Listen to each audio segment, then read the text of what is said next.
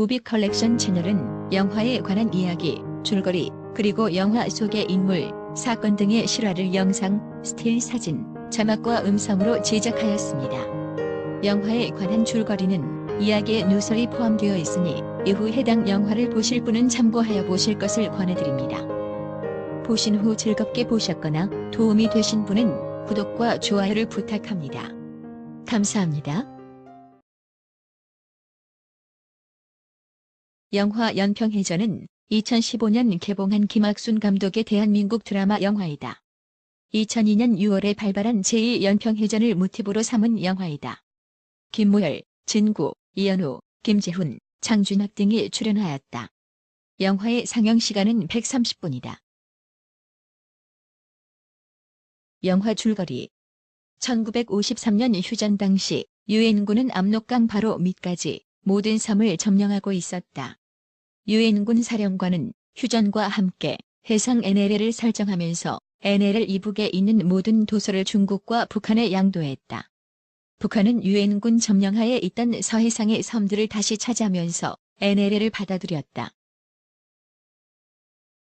NLL 관련된 자료가 지나간 후 본격적인 영화가 시작된다. 2002년 월드컵의 열기가 뜨겁게 달아오르고 전 국민이 붉은 악마의 티셔츠를 입고 우리 축구팀을 광적으로 응원하던 시기였다.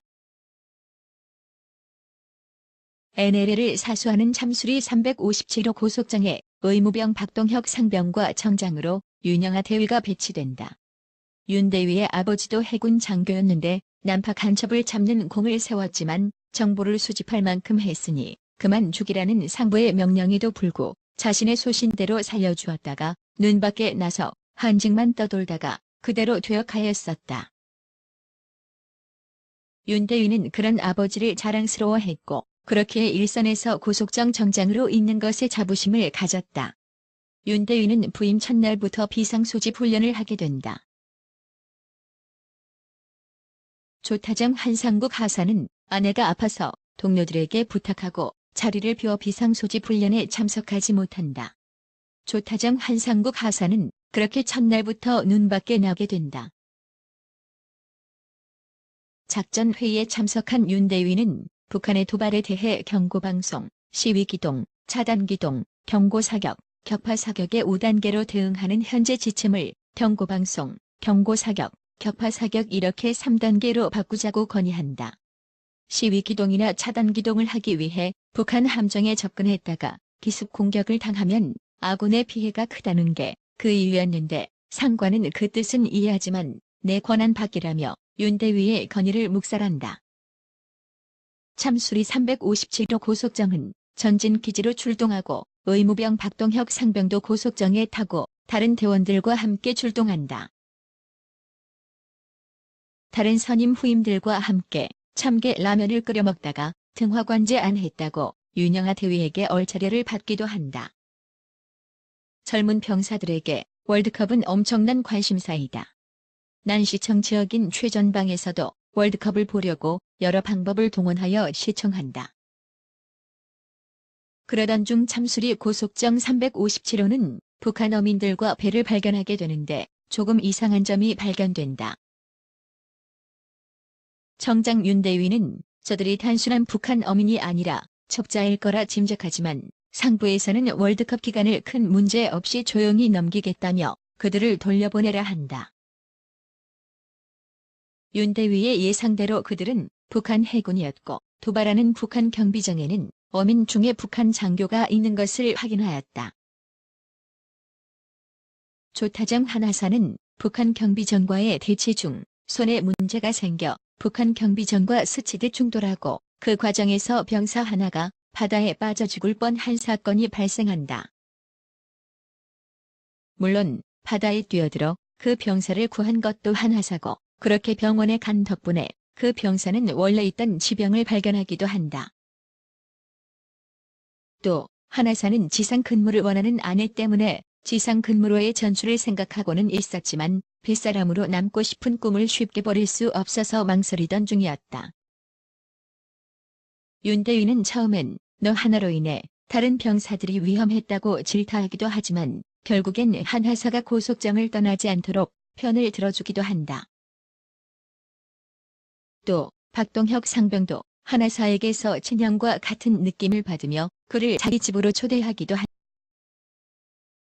한국과 터키의 3, 4위전이 열릴 무렵 연평도 부근 북한 경비장들의 움직임이 심상치 않자 357호가 속한 편대가 예비대로서 작전에 투입된다. 이즈마여 357호 승무원들은 그동안의 고된 훈련 덕분에 최상의 기량을 갖추게 되고 윤대위는 만족스럽게 지켜본다. 북한의 도발이 며칠째 지속되고 도발 중이던 북한 경비장에서 우연히 어민으로 위장했던 북한 장교를 발견한다. 윤대위는 이를 보고하며 무언가 조치가 필요함을 상부에 보고하고 대책을 요구하지만 상부에서 별도의 지침은 내려오지 않는다.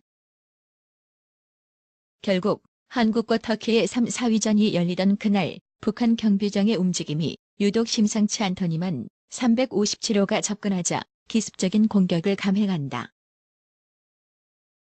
357호가 북한 경비정에 비해 사거리와 정확도 면에서는 우월했지만 근접전을 허용했기에 그 장점은 의미가 없었고 선제 공격을 허용하였기에 오히려 불리한 상황이었다. 속도면에서는 딱히 압도하지 못했기에 따돌리는 것도 여의치 않았고 완벽한 함정에 걸려 다른 함정들은 당장 각이 나오지 않아서 지원 사격도 받을 수 없었다. 부상자가 많은 상황에서 피튀기는 전투가 이어지고 총상을 입은 윤대위는 조타장 한하사에게 승무원들을 꼭 살려보내라는 유언 같은 명령을 마지막으로 곧 숨을 거둔다. 한하사 또한 총상으로 피를 많이 흘려 죽어가는 몸으로 죽어서도 키를 놓치지 않기 위해 끈으로 팔을 묶은 후 그대로 쓰러져 숨을 거둔다. 357호 승무원들의 필사의 투혼으로 북한 경비정이 거의 무력화된 상태에서 뒤늦게 나타난 편대 고속정들이 북한 경비정의 숨통을 끊고 357호 승조원들을 구출한다. 정장 윤대위를 포함한 4명의 군 간부들이 전사하였고 한하사는 실종되었다. 박동혁 상병은 숨만 간신히 붙은 상태에서 후송된다. 그 후 합동 연결식이 열리고 유가족들은 오열한다. 박동혁 상병은 간신히 의식을 차리지만 수색 작업에서 한하사의 시신이 발견되었다는 뉴스를 접한 후 결국 숨을 거둔다. 결국 연평해전으로 6명이 사망하였고 이후엔 북한과의 교전 수칙이 윤대위가 원했던 대로 3단계로 바뀌었다고 한다. 지금까지 영화 연평해전의 줄거리였습니다. 연평해전으로 전사한 6명 영웅들의 안락한 영면을 기원합니다. 감사합니다.